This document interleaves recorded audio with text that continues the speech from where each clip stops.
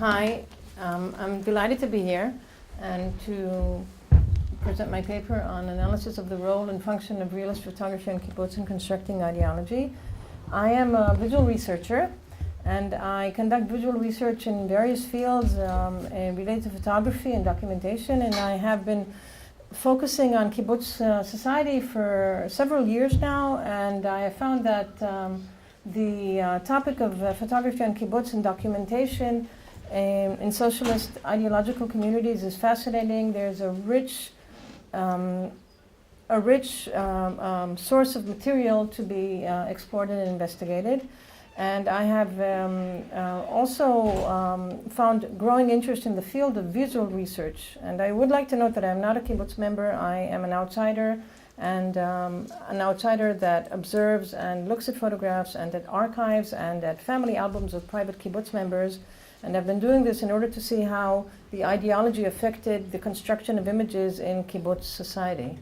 Now, in this paper, I am presenting the case of a photographer on Kibbutz Bet Alfa, and his name was Eliezer Sklarz. And I decided to begin with the back part of the photograph. And when I look at photographs in kibbutzim, I'm always as interested on the back side as well as the front side, because it's not only what you see in the picture, but the way it's processed, the way it's archived, and these the way it's categorized in the archive. These empower the photograph and give it meaning in the eyes of the people. And there's a lot of research to be conducted in this field, and I have already, and I find that it's an endless topic. But just for instance, I circled the stamp of his name because this particular photographer was defined as a photographer in his community, and it says in Hebrew tzilum, photography, his name and the name of his kibbutz. And it means that he was self-defined and defined by others as a photographer. And just to note, because this is something of extensive research, that they categorized photographs by the workplace, and here it says Di Ratzon, shepherd, and they would number them. And here, what we have here is a handwritten addition of the name of the person that appears in the photograph, which was secondary to the workplace. And this is something that happened in kibbutz archives, that first of all it was the work that defined you, and then it was your personality, your name, or whatever else. So the study explores the means of production of photographs on kibbutz, the social behaviors and settings surrounding the production and the use of the photographs. And it's important to understand that what I'm looking to understand is not exactly, or not only what you see in the photograph, because when we look at photographs, we say, oh, I can see a so-and-so, I can identify the event, I can identify the time and place. But what I'm looking at is not the information per se, but the way the photograph was made, the practices evolving the production of the photograph, who photographed them, what the choices were, why they were created in such circumstances, and beyond that, not only their production, but when and who views them in the kibbutz, in the dining room, and who the audience is, and what their perception is, and what the related narratives are that are connected to the photographs by the viewers. And I think that the search of meaning, which is my search, the search of meaning is reached or attained by a comprehensive approach to all of these aspects in relation to the photographs. And in particular, in this case study, I'm looking to see how a person, the photographer, an individual member, photographed and functioned in the system. And I am defining kibbutz society as a system which generated photographs. Kibbutz society created a particular genre of photography, which is a result of the practices of photography on kibbutz and the demand of kibbutz society. The norms and conventions created a style of photography which was conducive with kibbutz ideology and its visions. And this is important to understand, that the photographs that were created in kibbutzim did develop a genre. And it is a generic style of photography that is related specifically to kibbutzim.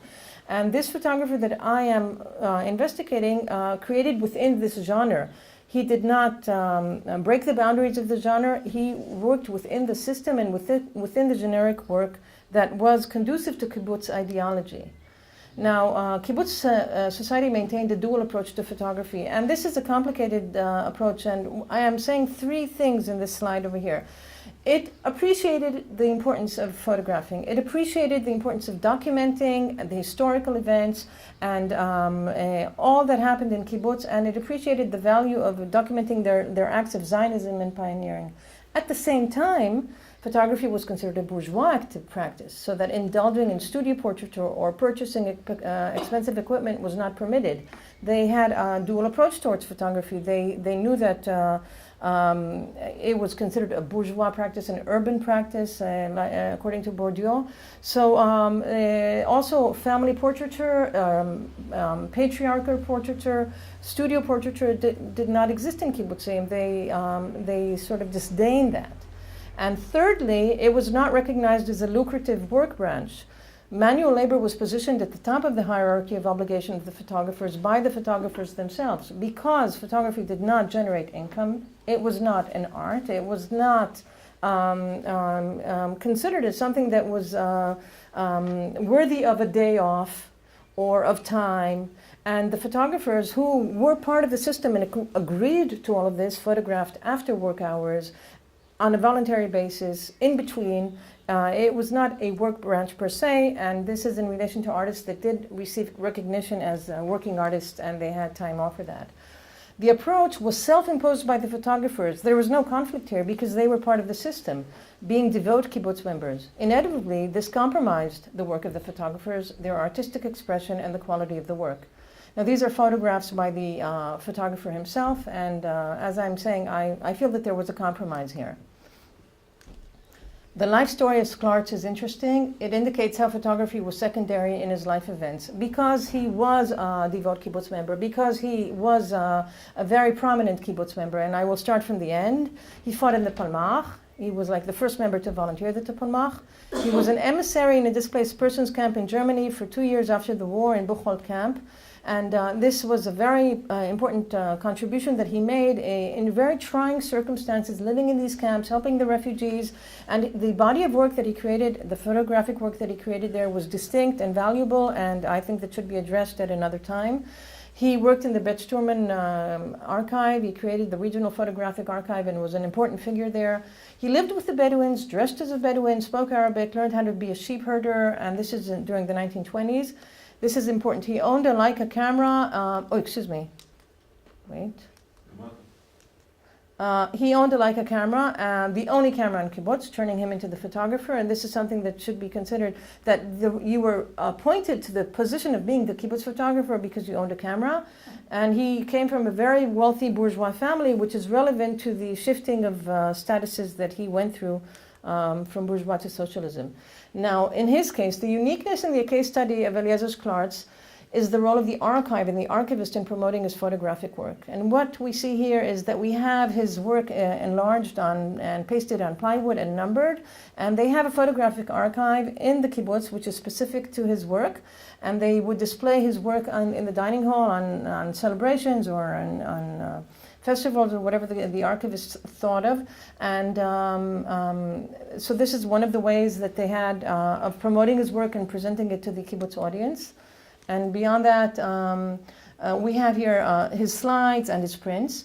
Kibbutz archives contributed in constructing collective memory by means of promoting the creation of kibbutz imagery of kibbutz life and by compiling an inventory of images which were displayed to the public. It stored, categorized, and preserved the photographs, all of which contributed in creating a visual legacy of the community. Now, this is important because he worked with the Kibbutz archive, and they worked hand in hand. And the archive was very important because they understood, as Aaron mentioned, that it was important to create a visual inventory. And the visual inventory was important because they felt that they were creating a history for the future. They were shooting into the future, as Yosef Yerushalmi said, that creating the historiography of the Jews is severing them from their past, from their diaspora past, and shooting into the future of the Zionist future. And Derrida also mentioned that this is a modulating process in which one memory comes at the expense of the other. So the Zionist pioneers was the memory that was coming at the expense of the old shtetl that they were trying to erase. And this is why they were also creating pictures to make this happen. And they have files of his work in the kibbutz, and everything is filed and numbered. And there was also a very devoted kibbutz member that took every single contact sheet and and mentioned who is in the photograph. And what we see here is something that is worth noting. They took all his contact sheets and they put them together, they stapled them together, they numbered them so that you have for every single frame a relevant indication of who's in the photograph. Now, I don't know who of you has any darkroom experience other than me, but if you do, raise your hand if you do. No? Of darkroom, you can see that the print is inconsistent and that there's a lot of residue of fixer and unwashed developer on the contact sheet, to the point where you can't really tell what's going on in the pictures themselves, which goes to show of the quality of his prints. So I have not chosen to describe his work because I think that he was an incredible photographer, but because of the value of his work in relation to the community.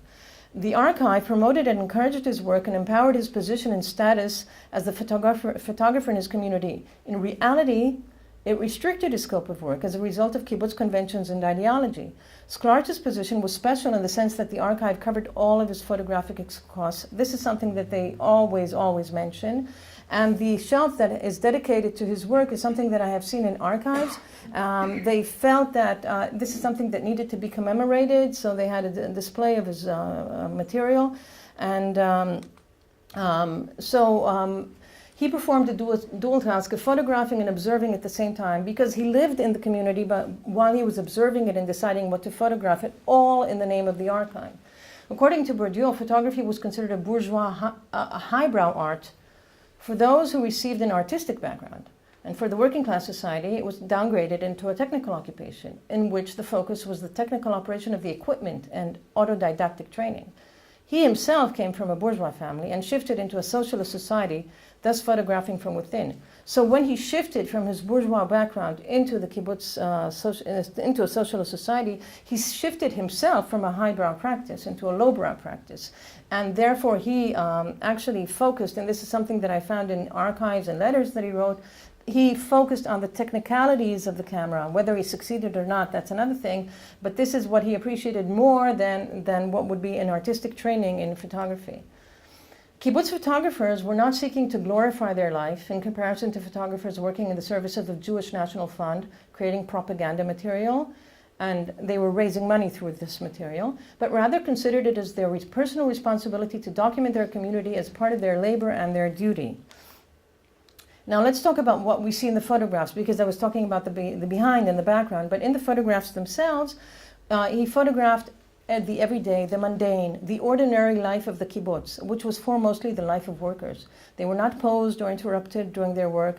His work is naturalistic and realistic, and the realism shouts out from his photographs. Now, I have found several photographs that were slightly different, but they stood out because they were different. And in these photographs, we have a use of a creative angle.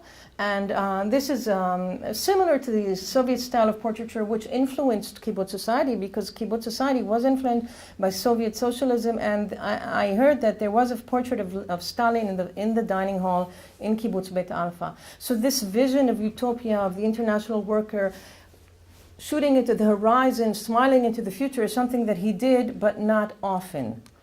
And as for women, if we speak about society being an egalitarian society, the women have no feminine attributes. There are no feminine stereotypes. The lighting is harsh. There are no close-ups and there are no smiles. So we see that there is no point of trying to emphasize their femininity in any way, but trying to present them as fellow workers, as equal workers. And in this photograph, I personally noticed that this is a woman. You could see that her hands are slender, that her boots have, that her ankles are slender. I noticed the feminine touch, but I don't think that this was what he was emphasizing. And these photographs do not accentuate female attributes. And this might be understood through Spiro's explanation that sexual differentiation, including sexual dimorphism, were viewed as symbols of female inferiority, which minimized women. Women discarded dresses and skirts in favor of baggy trousers and shorts worn by men, and disdained the use of traditional means of enhancing feminine charm. Sklarch's choice to focus on the work boots worn by a woman visually equalizes the female pioneers to the male pioneers, and I assume that this is what he was trying. He was trying to create a vision of equality. Now, these are his personal albums, and his personal albums were huge albums that I found in his home, the home of his sons, and they were like a mishmash of photographs of this and that and this and that, and you couldn't really make sense of what was going on, and different styles and different occupations. And the importance is that he actually brought the kibbutz, the outside of the kibbutz, into his home.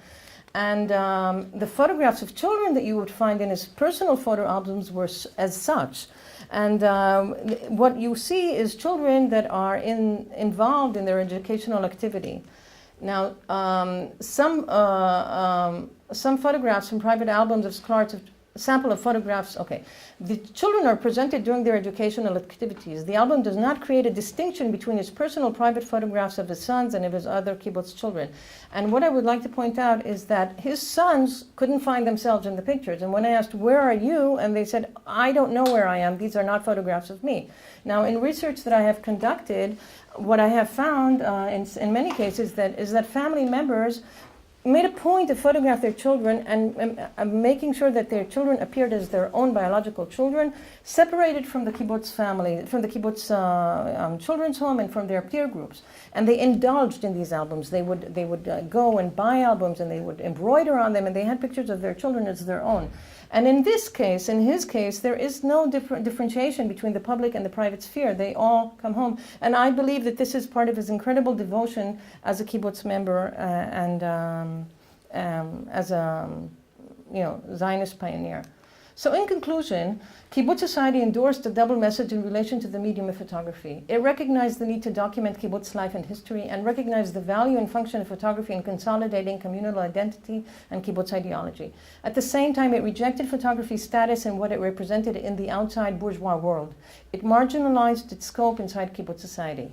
Under such circumstances, the photographer's status and work were belittled and restricted. They were expected to be seen and not heard, to photograph the public sphere and stay away from the public eye. Their products were expected to be practical, functional, and idealistic, and to reflect kibbutz values. In Kibbutz Bet Alfa, as in other kibbutzim, this prevailing attitude resulting in compromising the photographic work and its scope of expression. That's it.